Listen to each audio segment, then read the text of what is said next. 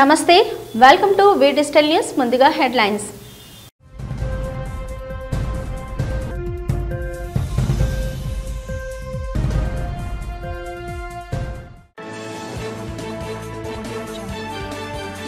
ప్రభుత్వ పాఠశాలల్లో హోంమంత్రి వంగలపూడి అనిత ఆకస్మిక తనిఖీలు ప్రభుత్వ పాఠశాలలో భోజనం చేసిన హోంమంత్రి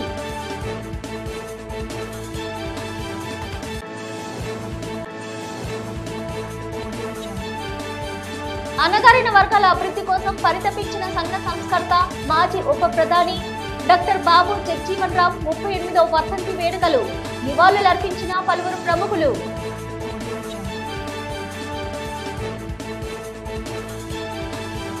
దివంగత CM doctor YS Rajasekhara Reddy జయంతి వేడుకలను ఈ నెల 8వ తేదీన వైఎస్ఆర్ కాంగ్రెస్ పార్టీ శ్రేణులు ఘనంగా నిర్వహించాలని పిలుపునిచ్చిన విశాఖ దక్షిణం మాజీ ఎమ్మెల్యే వాసుపల్లి గణేష్ కుమార్.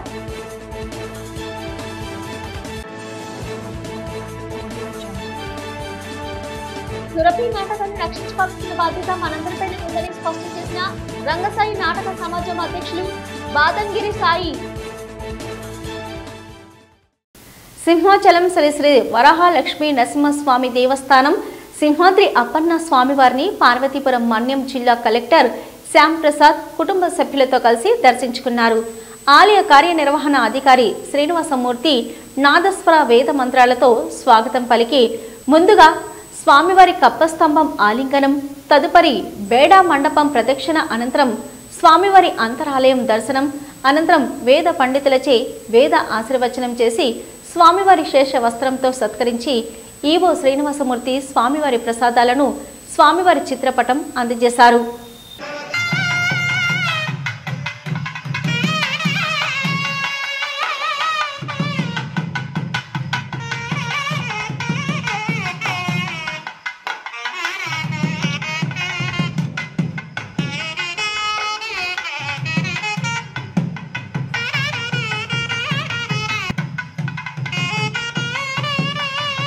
అనకాపల్లి జిల్లా ఎస్ రాయవరం మండలం తిమ్మాపురం గ్రామంలో బాలికల పాఠశాలను హోంమంత్రి వంగలపూడి అనిత గారు ఆకస్మికంగా సందర్శించారు. విద్యార్థులను భోజనం ఎలా ఉంది అని అడిగి తెలుసుకున్నారు. ఒక ప్లేటు భోజనంను స్వయంగా తీసుకొని రుచి చూశారు. విద్యార్థుల భోజనం వండటంలో అలసత్వం వహిస్తే సహించేది లేదన్నారు. అనంతరం విద్యార్థులతో మాట్లాడారు. సమస్యలు ఉంటే చెప్పాలని కోరారు. త్రాగునీటి సమస్య ఉందని చెప్పడంతో తాగునీటి సమస్య పరిష్కారంకు కృషి చేస్తారని మంత్రి హామీ ఇచ్చారు. అలాగే ప్రహారీ లేకపోవడంతో ఇబ్బందులు ఎదుర్కొంటున్నామని విద్యార్థులు చెప్పగా ప్రహారీ కట్టడానికి ఉన్న సమస్య ఏంటని స్థానిక నాయకులను అడిగి తెలుసుకున్నారు. త్వరలోనే ప్రహారీ నిర్మాణంకు నిధులు వచ్చేలా చేస్తామని చెప్పారు. ప్రతి విద్యార్థి మంత్రి గారితో కలిసి కరచలనం చేయడానికి ఆసక్తి చూపించారు. ఆమె విద్యార్థులందరితో కరచలనం చేశారు.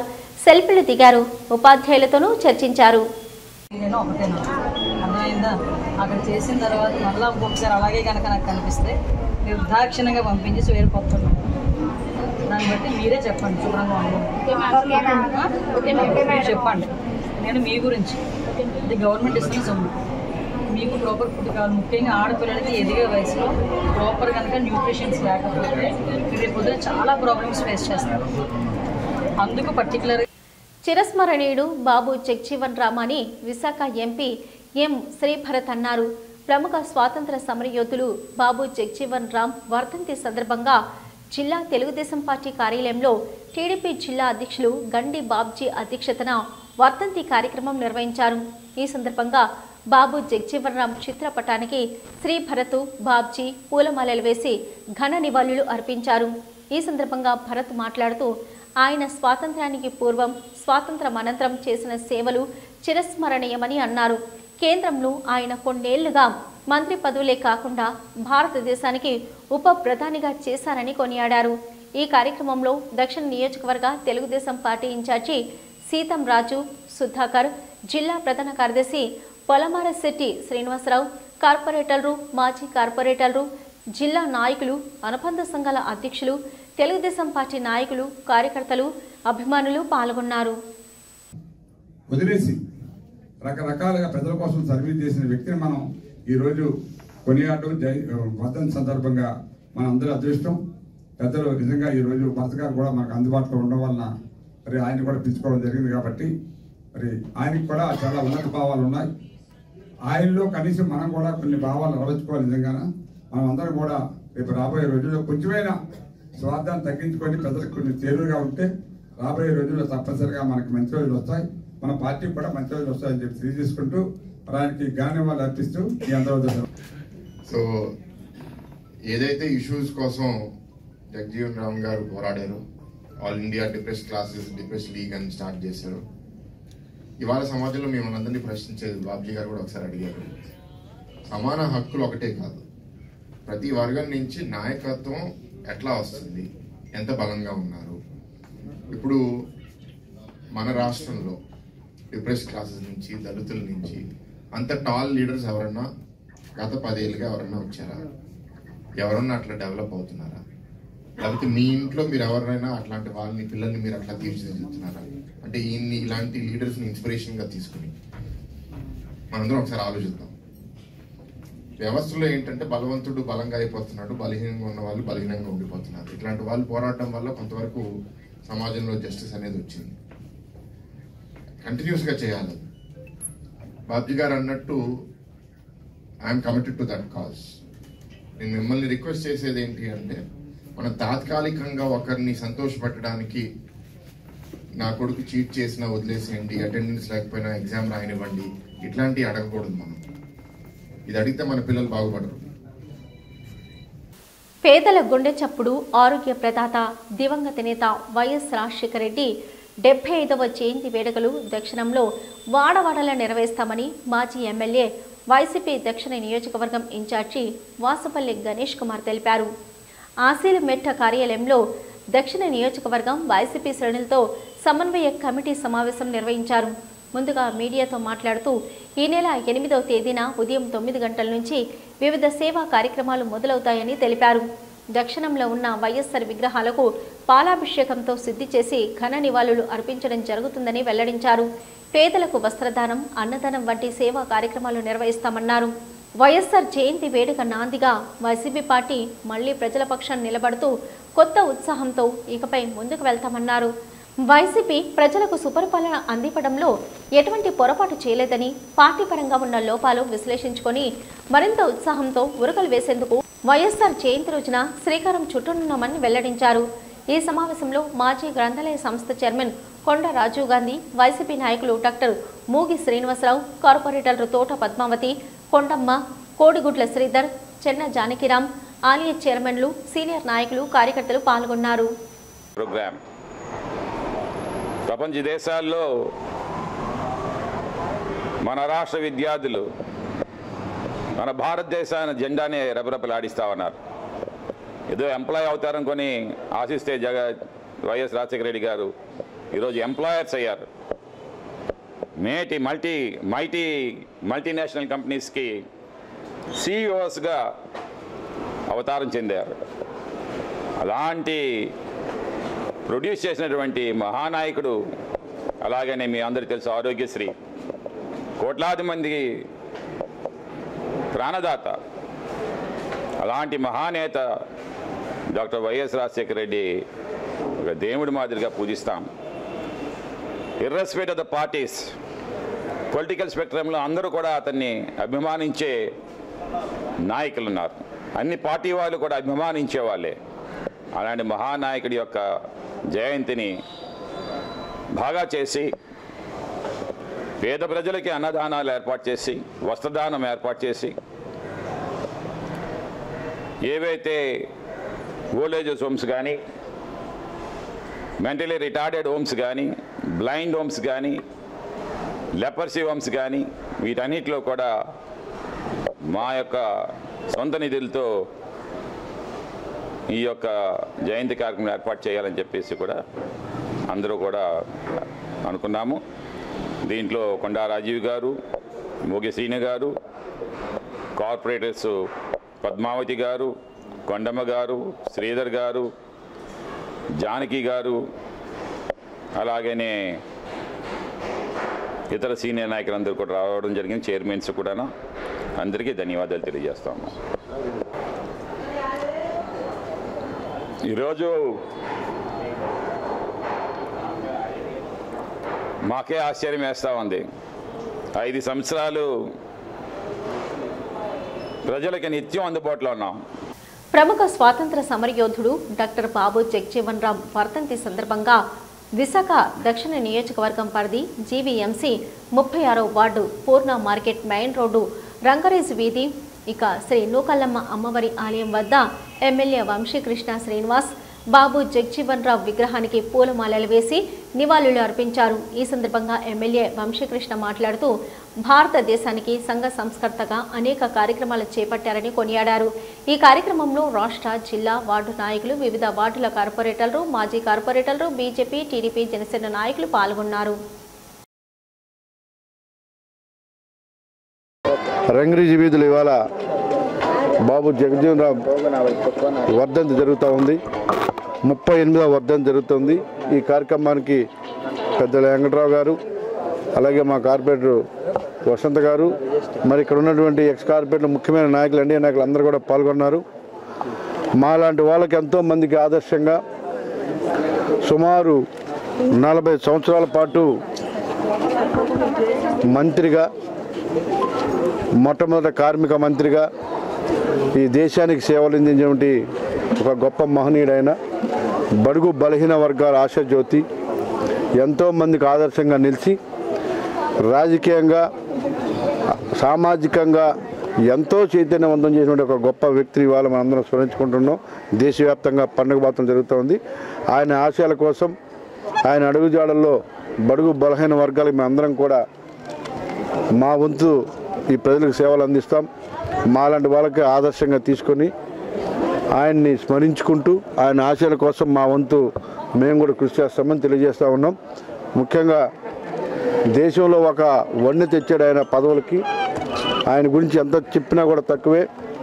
ఆ రోజుల్లో బడుగు బలహీన వర్గాల నుంచి అన్ని సంవత్సరాల పాటు మంత్రి వచ్చి ఉంటే ఆయన శక్తి సామర్థ్యాలు ఏమాత్రం అర్థం చేసుకోవాలి. అలాంటి గొప్ప వ్యక్తి ఇవాళ మన మధ్య లేకపోతే ఆయన స్మరించుకుంటున్నందుకు ఆయన ధన్యుడని చెప్పి తెలియజేస్తున్నాను. డాక్టర్ బాబు జగ్జీవన్ రామ్ గారి 38వ వర్ధంతి సందర్భంగా విశాఖపట్నం 36వ వార్డు రంగరేజు వీధిలోని బాబు జగ్జీవన్ రామ్ గారి 38వ వర్ధంతి ఘనంగా నిర్వహిస్తున్నాము. ఈ కార్యక్రమానికి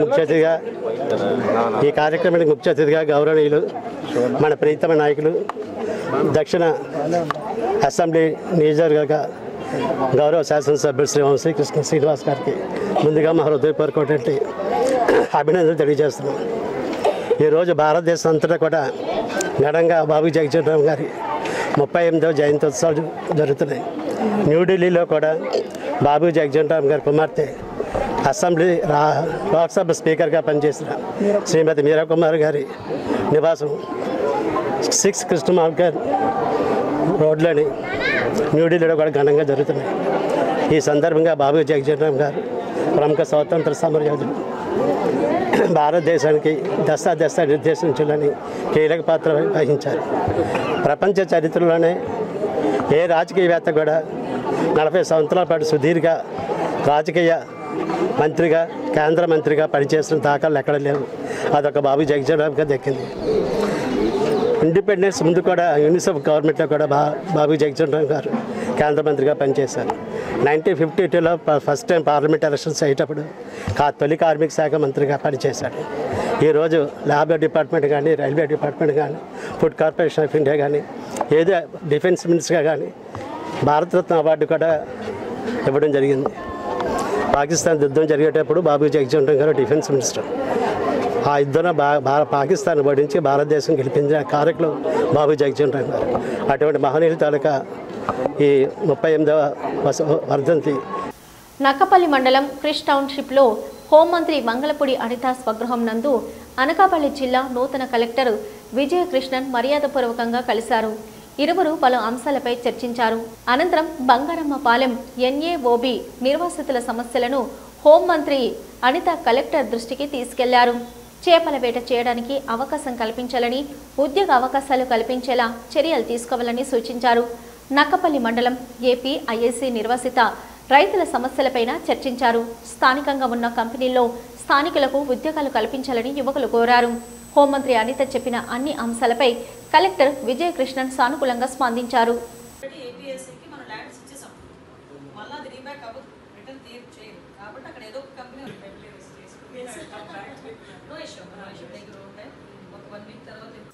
సామాన్యులకు అందని ద్రాక్షగా విద్య మారిందని, నాణ్యమైన విద్య పేరిట ప్రైవేట్ పాఠశాలలు విచ్చలవిడిగా దందా ప్రారంభించారని పేద మధ్యతరగతి పిల్లల తల్లిదండ్రులు వారి సంపాదన పాఠశాల ఫీజులకు సరిపోవడం లేదని, ప్రైవేటు పాఠశాలల యాజమాన్యాలు ప్రైవేట్ పాఠశాలలకు వివిధ రకాల పేర్లు పెట్టి రంగురంగుల కరపత్రాలు, హోర్డింగ్లు, బోర్డులు, ఫ్లెక్సీలతో విస్తృతంగా ప్రచారాలు నిర్వహిస్తూ పేద ప్రజలను ఆకట్టుకుంటున్నారన్నారు.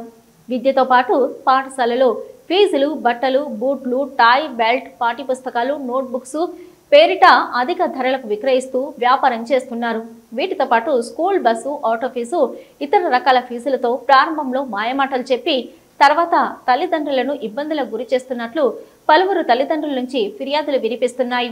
పాఠశాలలో అర్హత లేని ఉపాధ్యాయులతో తరగతులు నిర్వహిస్తూ కార్పొరేట్ స్థాయిలో అధిక ఫీజులు వసూలు చేస్తున్నారు. విద్య వ్యాపారం చేస్తున్న ప్రైవేట్ పాఠశాలలపై మండల విద్యాధికారులు ప్రైవేట్ పాఠశాలలు ఇచ్చే మామూళ్ల మత్తులో చూసి చూడనట్లు వ్యవహరిస్తున్నారని వార్తలు వినిపిస్తున్నాయి. అన్నీ కలిపి ప్రైవేట్ పాఠశాలల్లో ఎల్కేజీ విద్యార్థులకు 30,000 నుంచి 40,000కు పైగా సామాన్య ప్రజలు ఫీజులు చెల్లించవలసి వస్తుందన్నారు. పాఠశాలలో ఎక్కడ మౌలిక వసతులు లేకపోయినప్పటికీ ఫీజులు ఇష్టారాజ్యంగా వసూలు చేస్తున్నప్పటికీ పట్టించుకున్న వారే లేరు. ప్రైవేట్ స్కూల్స్ నుంచి విద్యార్థులు ప్రైవేట్ స్కూల్కి అదేవిధంగా ఇంటికి ప్రయాణం అనేది చేస్తున్నారు. అయితే ఈ ప్రయాణంలో ఏంటంటే వీళ్ళందరూ కూడా ఆటోలోని ప్రయాణం అనేది రోజు స్కూల్కి వెళ్ళడం జరుగుతుంది. అయితే అక్కడ పిల్లల్ని ఒక ఆటోకి ఒక 8 మంది అలాగా కూర్చోబెట్టడం అనేది పద్ధతిగా ఉంటుంది. అంతేగాని అంతకంటే ఎక్కువ మంది పిల్లల్ని ఒకే ఆటోలో అలా ఎక్కువ మందిని కూర్చోబెట్టడం వల్ల తగినంత ప్లేసు లేకపోయినప్పటికీ అలా కూర్చోబెట్టడం వల్ల పిల్లలు ఈ గతకల రోడ్లలో పడిపోయే అవకాశం కూడా ఉంది. ప్రాణం కంటే ఏది ముఖ్యం కాదని నా యొక్క ఉద్దేశం. మరి పిల్లల యొక్క ఆ గోతుల్లో పడిపోయి ఏదైనా ఇబ్బంది అయితే అంత క్రిక్కిరిసినటువంటి ఆటోలో విద్యార్థులు స్కూల్కి వెళ్ళేటప్పుడు ఏ ప్రమాదమైనా జరగవచ్చు. పిల్లలు నిద్రపోవచ్చు, లేదు అంటే సరిగా ఆటోను పట్టుకోకపోయినా పడిపోవడం అనేది జరుగుతుంది. దానివల్ల తీవ్ర ప్రాణ నష్టం అనేది జరుగుతుంది. ప్రాణం కంటే విలువైంది ఏదీ లేదు. కాబట్టి పిల్లల యొక్క విద్యార్థుల యొక్క ప్రాణాలను కాపాడాలని నా యొక్క ముఖ్య ఉద్దేశం. కాబట్టి మరి ప్రైవేట్ యాజమాన్యం అందరూ కూడా ఆటో విషయంలో లేదా బస్సు విషయంలో కూడా తగు జాగ్రత్తలు తీసుకుంటారని, పిల్లల యొక్క ప్రాణాలని కాపాడతారని నా యొక్క. సురభి నాటకాన్ని రక్షించుకోవాల్సిన బాధ్యత మనందరిపై ఉందని రంగసాయి నాటక సమాజం అధ్యక్షులు బాదంగిరి సాయి స్పష్టం చేశారు. ఏయూలో జరిగిన మీడియా సమావేశంలో జర్నలిస్టు ఎన్ఎన్ఆర్తో కలిసి మాట్లాడారు. తెలుగు నాటక రంగం ప్రస్తుతం సంక్షోభంలో ఉందని, ఒకనాడు ఊరూరా నాటక సమాజాలు ఉండేవి. ఎక్కడ చూసినా నాటకాల ప్రదర్శనలు సందడిగా సాగేవి. ఉత్సవాల్లో భాగంగా నాటకాలు ప్రదర్శించేవారని, కళాకారులకు ఈనాడు సినీ తారలకు అభిమానులు ఉన్నట్లే అప్పుడు ఆకర్షణ ఉండేదన్నారు. ప్రస్తుతం వారి స్థితి రంగు వెలిసిన జీవితాలు, నాటక ప్రదర్శనలు గత వైభవ చిహ్నాలుగా మిగిలాయి. నాటక పరిషత్తులకే ప్రదర్శనలు పరిమితమయ్యాయి అన్నారు. రంగసాయి నాట్య మండలి ఆధ్వర్యంలో కళాభారతిలో వారం రోజులుగా నాటకాలను ప్రదర్శింపచేయడం ఎంతో అభినందనీయమన్నారు. సురభి నాటక రక్షణ కోసం అందరూ కృషి చేయాలని పిలుపునిచ్చారు. ఈ కార్యక్రమంలో సురభి నాగబాబు, సురభి నాటక సమాజం సభ్యులు పాల్గొన్నారు. తర్వాత నుంచి మనం ఈ కార్యక్రమాలు చేయనాక నాకైతే ఆర్థిక పరంగానూ ఓపిక లేదు, మామూలుగానే ఓపిక లేదు. కాబట్టి వీళ్ళు ఎప్పటి నుంచి అడుగుతున్నారు ఈ భానుదయ నాట్య మండలి అనేది. ఇది 99 సంవత్సరాల చరిత్ర ఉన్నట్టు భానుదయ నాట్య మండలి. అయితే వీళ్ళకి నేనేం చెప్పానంటే, నేను వీళ్ళ గురించి ఒక ప్రయోగం చేయబోతున్నాను. అది మీ కుటుంబ సభ్యులు అందరికీ కూడా మీకు ఒప్పుకుంటే చేద్దామన్నాను. వాళ్ళొక 15-20 రోజులు టైం తీసుకుని వాళ్ళంతా ఫ్యామిలీ మెంబర్స్, వీళ్ళందరూ ఒకే ఫ్యామిలీ అండి. సుమారు 40 మంది ఒకే ప్రెమిసెస్లో ఉంటారండి వీళ్ళు. అలాగా మాట్లాడిన తర్వాత, అలాగేనండి సాయి గారు మనం అక్కడ వెయ్యాలనుకుంటున్నాం కదంటే, మీకు నా నుంచి రూపాయి ఇవ్వను, ప్రేక్షకుల దగ్గర రూపాయి తీసుకోను, ఇది మీకు ఒప్పందమే అని అడిగాను. తప్పకుండా ఒప్పందం అన్నారు. నా అపారమైన నమ్మకం మన విశాఖపట్నం మీద, నా మీద, మన మీడియా మీద. తప్పకుండా అన్నారు. అది ఇవాళ ఏర్పాటు చేసాం. ప్రెస్ మీట్ గారు కూడా అద్భుతంగా ప్రెస్ కవరేజ్ వచ్చినాయి. తర్వాత వారం రోజులు ఇంక నేను చెప్పక్కర్లేదు. ఆ పేపర్ కూడా నేను చాలా చూడలేదు. నమస్తే అండి, నేను నా పేరు సురభి రేకందార్ నాగబాబు. సురభి 1885లో ప్రారంభమైంది. 1885లో ప్రారంభమయ్యి దాదాపు 40 సంస్థలుగా విస్తరించి ఉన్న సురభి సమాజాలు 1885 నాటికి ఒక 5 సమాజాలుగా ఉండిపోయాయి. తర్వాత వాటికి కూడా ఆదరణ తగ్గిపోయింది. టికెట్ వేసి నాటకం వేసే పద్ధతి మా పూర్వీకుల నుండి కేవలం ఎందుకంటే వృత్తి కళాకారులం కాబట్టి దాన్ని నమ్ముకొని మేము జీవనం సాగిస్తున్నాం. ఆ 5 సమాజాల్లో మాది భానోదయ నాట్య మండలి. గతంలో మా సురభి సమాజాలు ఎన్ని ఉన్నప్పటికీ కూడా ఎక్కడైనా ప్రోగ్రామ్స్ వేయాలి అని అంటే అందరం కలిసి మేమందరం ఒక్కటే అని కలిసి దాదాపు 100 మంది 120 మంది కూడా కళాకారులను కలిసి ఒకటే వేదిక మీద నాటకాలు వేసిన ఆ ఒక్క ఉమ్మడి కలయిక అనేది మాకు బాగా ఉంది. ఎందుకంటే నాటకం ముఖ్యం. మామూలుగా ఎవరైనా యాక్టర్స్ పరంగా వేసుకుంటే నా వేషం బాగుండాలి, నా ఇది కావాలని అనుకుంటుంటారు. అలాంటిది సురభిలో ఉండకుండా ముందు నాటకం బాగుండాలి, నాటకం ప్రేక్షకుడు కుర్చీలోంచి లేవకుండా మనం ఆకట్టుకోగలిగితే ఈ సురభి ఇప్పటికి 140 సంవత్సరాలు. ఈ మా నమ్మకం ఏమిటంటే ఒక్క పైసా తీసుకోకుండా నాటకం చేస్తాము అని అంటే మన ప్రజలు ఆదరిస్తారనే అపారమైన నమ్మకం మాకుంది. ఎందుకు సురభి సాయి గారు అంటారు మామూలుగా ఇన్నిసార్లు దాదాపు దగ్గర 107 ప్రదర్శనలు ఇప్పటికీ. గత 5 ఏళ్ల వైసీపీ పాలనలో గాజువాకలో రేషన్ మాఫియా కొనసాగిందని, దీని వెనుక అధికారుల హస్తం ఉందని తేదమ్మ ఆరోపించింది. ఈ మేరకు పాత గాజువాక పార్టీ కార్యాలయంలో ఏర్పాటు చేసిన విలేకరుల సమావేశంలో నియోజకవర్గ సమన్వయకర్త ప్రసాదుల శ్రీనివాసరావు మాట్లాడుతూ గడిచిన 5 ఏళ్లలో ప్రజాప్రతినిధులు అధికారుల అండదండలతో రేషన్ మాఫియా విలయ తాండవం చేసిందని ఆరోపించారు. కూటమి ప్రభుత్వంలో ఇటువంటి నాటకాలకు అడ్డుకట్ట తప్పదని హెచ్చరించారు. పేదలకు అందవలసిన రేషన్ బియ్యాన్ని పక్కదారి పట్టించాలని చూస్తే ఊరుకునేది లేదన్నారు. కార్యక్రమంలో నాయకులు దశేంద్ర, చెరుకూరి నాగేశ్వరరావు, రట్టి వాసు, మణి, పంచదార్ల ఉగ్రం, సింగూరు అనంత్, బైపిల్లి గాంధీ తదితరులు పాల్గొన్నారు. కానీ గాజువాక నియోజకవర్గంలో కొంతమంది రైస్ మాఫియా అధికారులు గతంలో పనిచేసిన అధికారుల అండతో అలాగే వైసీపీ ప్రతినిధులుగా ఉంటూ ప్రతి నెల 1000 టన్నుల వరకు ప్రజల తాలూకా రేషన్ డిపోలో కలెక్ట్ చేసుకుంటూ తరలిస్తూ ఉన్నారు. ఇది నగ్న సత్యం. ఎందుకంటే గాజువాకలో జరుగుతున్న ఈ ప్రక్రియలో గతంలో పనిచేసిన అన్ని శాఖల అధికారుల హస్తం ఉంది. ఇది తెలుగుదేశం పార్టీ ప్రభుత్వం. ఇక్కడ అటువంటి తప్పులు జరిగితే ఉపేక్షించేది లేదు. ఎందుకంటే మేము ఒకటే చెప్తున్నాం, పల్లా శ్రీనివాస్ గారి నాయకత్వంలో నిరంతరము మా కార్యకర్తలు నిజాయితీగా అధికారంలో ఉన్న ప్రతిపక్షంలో ఉన్న మేము నిరంతరము ప్రజాహితం కోరే పనిచేస్తాం. మాకు కావాల్సింది ఏంటంటే ఏఎస్ఓ గారు కానీ జిల్లా ఇప్పుడు ఏసీపీ గారు కానీ జిల్లా కలెక్టర్ కానీ ఇతర అధికారులు జోక్యం చేసుకొని ఇప్పుడే నిన్నే దివంగత CM doctor YS Rajasekhara Reddy జయంతి వేడుకలను ఈ నెల 8వ తేదీన గ్రామాన వైఎస్ఆర్ కాంగ్రెస్ పార్టీ శ్రేణులు ఘనంగా నిర్వహించాలని మాజీ ఎమ్మెల్యే కరణం ధర్మశ్రీ పార్టీ శ్రేణులకు పిలుపునిచ్చారు. క్యాంపు కార్యాలయంలో నిర్వహించిన మీడియా సమావేశంలో మాట్లాడుతూ ఇందుకు సంబంధించి ముందుగానే గ్రామాల్లో గల వైఎస్ఆర్ విగ్రహాలను శుభ్రపరిచి పెయింటింగ్ రంగు వేసి అంగరంగ వైభవంగా జయంతి వేడుకలు నిర్వహించాలని విజ్ఞప్తి చేశారు. ఈ మేరకు ఇప్పటికే పార్టీ అధిష్టానం ఆదేశాలు జారీ చేసిందని చెప్పారు. అవకాశం ఉన్నంత వరకు శ్రేణులు సేవా కార్యక్రమాలు నిర్వహించాలని విజ్ఞప్తి చేశారు. పార్టీ పరమైనటువంటి కార్యక్రమం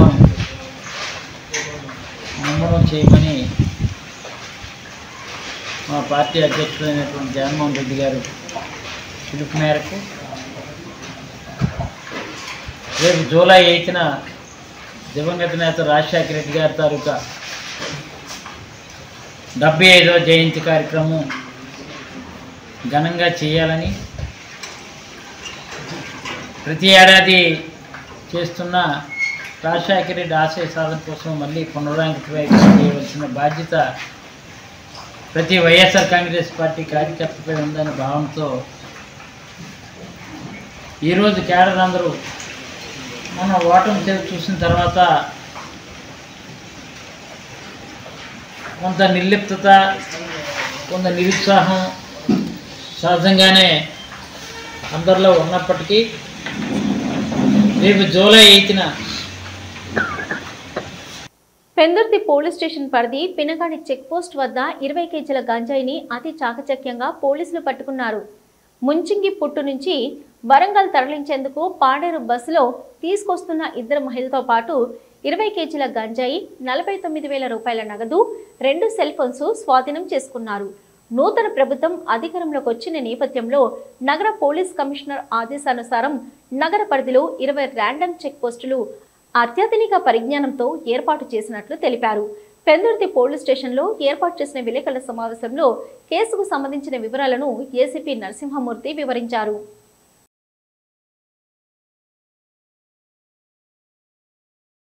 గత వైసీపీ ప్రభుత్వంలో లంచగొండితనం పెచ్చిమీరిందని, దాన్ని నిర్మూలించి కూటమి ప్రభుత్వం ప్రజలకు మెరుగైన పాలన అందించాలని సినీ నిర్మాత నట్టికుమార్ డిమాండ్ చేశారు. చోడవరంలో మీడియాతో మాట్లాడుతూ రాష్ట్రంలో సంక్షేమ పథకాలన్నీ సజావుగా నడవాలన్నా, రాష్ట్రం అభివృద్ధి చెందాలన్నా రానున్న 5 ఏళ్ల పాటు ఎమ్మెల్యేలు, ఎంపీలు తమ జీతభత్యాలను కూటమి ప్రభుత్వంలో ముఖ్యమంత్రి సహాయ నిధిగా అందించాలని కోరారు. పౌర సరఫరాల శాఖ ద్వారా ఇస్తున్న బియ్యాన్ని కాకినాడ మాజీ ఎమ్మెల్యే ద్వారంపూడి చంద్రశేఖర్ రెడ్డి స్థానిక రైస్ మిల్లుల ద్వారా రేషన్ బియ్యం సేకరించి ఎగుమతి చేస్తున్న విషయం తేటతెల్లమైందని, గతంలో తాను రైస్ మిల్లులపైన ఫిర్యాదు చేసిన విషయం నేడు పౌర సరఫరాల శాఖ మంత్రి నాదెండ్ల మనోహర్ కాకినాడ రైస్ మిల్ గోడౌన్లో సీజ్ చేసిన విషయంలో నిజమైందని నిరూపణ అయిందన్నారు. ఆర్థికంగా వెనుకబడిన ఓసీలని ఆదుకోవాలని, పేరుకు పెద్ద కులమే గాని ఆర్థికంగా ఎంతో వెనుకబడి ఉన్నదని, వారికి రేషన్ కార్డులు, ఉద్యోగాలు ఏమీ లేవని, ఈ రోజు ఎన్డీఏ కూటమి విజయం వెనుక వారి పాత్ర కూడా ఉందని, వారిని ఆదుకోవడానికి ప్రణాళికలు రచించాలని కోరారు. ఏ విధంగా వెళ్తుంది అనేది ఒకటి ప్రశ్న. అంటే నేను ఎందుకు పవన్ కళ్యాణ్ గారు తీసుకున్న శాఖ కోసం మాట్లాడుతున్నా. ప్లస్ స్టాంప్స్ అండ్ రిజిస్ట్రేషన్, నేను ఏం చెప్తున్నా, స్టాంప్స్ అండ్ రిజిస్ట్రేషన్ గతంలో జరిగిన పొరపాటు మళ్ళీ గవర్నమెంట్లో జరగకూడదు. కాబట్టి మేము ఆల్రెడీ చంద్రబాబు నాయుడు గారికి, పవన్ కళ్యాణ్ గారికి, లోకేష్ గారికి ఆల్రెడీ మేము ఇచ్చాం. రేపు మంగళవారం నాడు మళ్ళీ నేను లోకేష్ గారిని కలుస్తున్నా. కలిసేటప్పుడు కూడా నేను ఇవే చెప్తాను. కనుక నేను మళ్ళీ ఏం చెప్తున్నా, స్టాంప్స్ అండ్ రిజిస్ట్రేషన్, ఒక ల్యాండ్ ఉదాహరణకి మద్రిపాలెంలో గజం 3 లక్షల రూపాయలు ఉంది. దాన్ని స్టాంప్స్ అండ్ రిజిస్ట్రేషన్ ప్రకారం ఒక మార్కెట్ వాల్యూ, గవర్నమెంట్ వాల్యూ 50,000 ఉంటుంది. అంటే 2,50,000 బ్లాక్ మనీ మనమే ప్రాసెస్ చేస్తున్నావా? విద్యార్థులలో దాగి ఉన్న సృజనాత్మకతను వెలికి తీయడానికి చిత్రకళ అనేది ఎంతగానో దోహదపడుతుందని పలువురు వక్తలు అన్నారు. విశాఖ కళా పరిషత్ మరియు కేఎల్ఎం షాపింగ్ మాల్ సంయుక్తంగా నిర్వహించిన వేసవి ఉచిత చిత్రకళా శిబిరం 2024 ముగింపు కార్యక్రమం గాజువాక అశోక్ నగర్లో నిర్వహించారు. సభకు ముఖ్య అతిథిగా సరస్వతి విద్యా విహార్ విద్యా సంస్థల చైర్మన్ సంజీవ్ పాల్గొని మాట్లాడుతూ చదువుకు ప్రాధాన్యత ఇస్తూనే ఇతర రంగాల పట్ల పిల్లలు ఆసక్తి చూపేలా తల్లిదండ్రులు ప్రోత్సహించాలని కోరారు. చిత్రకళా పరిషత్ అధ్యక్షుడు జీవీకే అప్పలరాజు మాట్లాడుతూ సంస్థ ఏర్పడిన 1995 నుంచి నేటి దాకా నిర్విరామంగా కార్యక్రమాలు నిర్వహిస్తూనే ఉన్నామని చెప్పారు. Shopping mall manager K Babji, G Nageswararao, సభ్యులు అప్పలరాజు, డ్రాయింగ్ మాస్టర్ చెల్లూరి భాస్కర్ రావు తదితరులు పాల్గొన్నారు. సుమారు 20 పాఠశాలల నుంచి 220 మంది విద్యార్థులు శిబిరంలో పాల్గొనగా విజేతలకు బహుమతులు అందజేశారు. డ్రాయింగ్ అండ్ పెయింటింగ్ కాంపిటీషన్స్ అన్ని నేర్పించి 40 డేస్ వర్క్ చేసి మన భాస్కర్ గారు, ఆ తర్వాత ఏపీ లోకల్ టీవీ అప్పలరాజు గారు వీళ్ళందరి సమక్షంలోనూ ఈ డ్రాయింగ్ కాంపిటీషన్స్ అయి చేసి ఈవేళ ప్రైజ్ డిస్ట్రిబ్యూషను, దానికి ఏంటంటే స్పాన్సర్ చేసిన వాళ్ళు కేఎల్ఎం ఫ్యాషన్ మాల్ మన గాజువాక తరఫు నుంచి ఈ ప్రైజ్లు ఇవన్నీ స్పాన్సర్ చేసి వీళ్ళు డిస్ట్రిబ్యూట్ చేయడం జరిగింది. ఈవేళ వి డిజిటల్ న్యూస్ ముగించే ముందు హెడ్లైన్స్ మరొకసారి.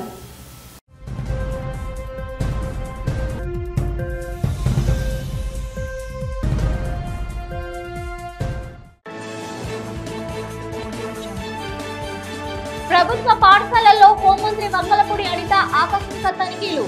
ప్రభుత్వ పాఠశాలలో భోజనం చేసిన హోంమంత్రి.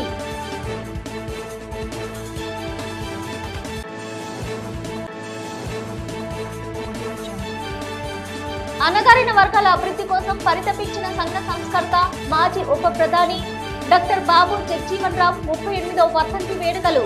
నివాళులర్పించిన పలువురు ప్రముఖులు.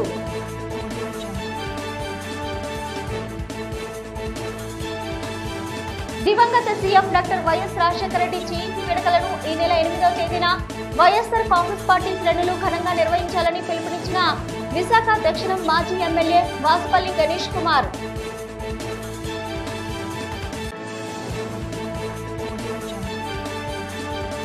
సురభి నాటకాన్ని రక్షించుకోవాల్సిన బాధ్యత మనందరిపైనే ఉందని స్పష్టం చేసిన రంగసాయి నాటక సమాజం అధ్యక్షులు బాదంగిరి సాయి. ఇవి ఇప్పటివరకున్న వి డిజిటల్ న్యూస్. నమస్తే.